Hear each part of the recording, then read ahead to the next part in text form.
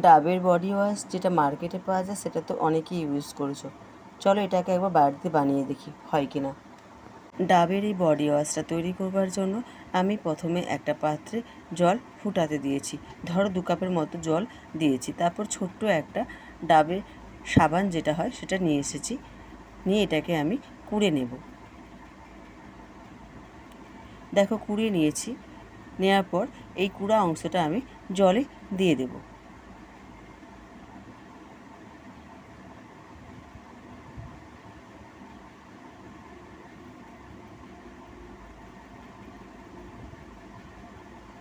অন্যদিকে একটা fresh aloe vera পাতা নিয়েছি, তার জেলটা আমি বার করে নিয়েছি।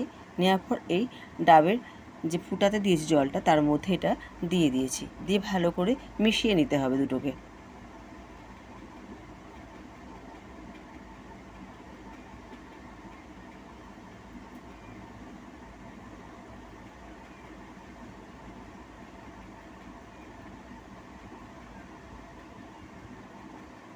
খুব ভালো করে মেশাবে।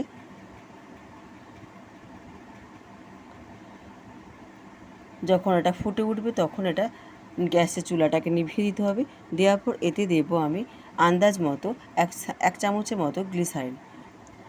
যখন এটা ঠান্ডা হয়ে যাবে পুরোটা, তারপর এরকম একটা কী বলে বোতলের মধ্যে এটা তোমরা ভরে রেখে দেবে। এতে তোমরা ভিটামিন ই মেশাতে পারো।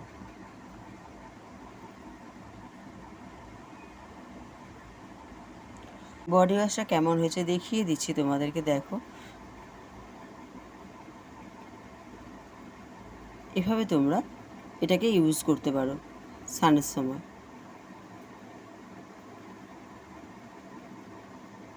ধুয়ে নেওয়ার পর হাতটা দেখো, না এটাতে কোনো ফিল্টার যোগ করা নেই, এটা রিয়েল। ফ্রেন্ডস, এটা সত্যি খুব সুন্দর হয়েছিল। তোমরা একবার এটা ট্রাই করতে পারো।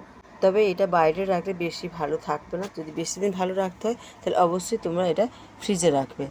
আর এটা সাইড এফেক্টের কথা বলবো, এই সাইড এফেক্ট নেই বললেই চলে। তোমরা এটা তবুও একবার প্যাচ টেস্ট করে ইউজ করো।